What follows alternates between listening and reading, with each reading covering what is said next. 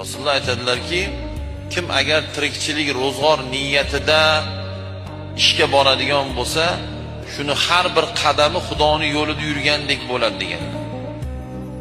Mabodo shu ishi davomida o'lib qoladigan bo'lsa, shahidlik maqomini Xudo beradi degan. Shuning uchun tarixda o'rgansangiz, birorta hunari yo'q, avliyo yo'q. Birorta hunari yo'q, payg'ambar yo'q.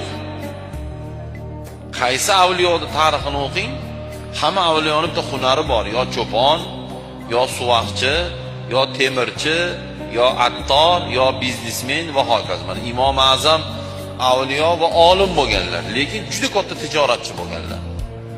Payg'ambar alayhisalom chorva bilan shug'ullanganlar va biznes bilan shug'ullanganlar.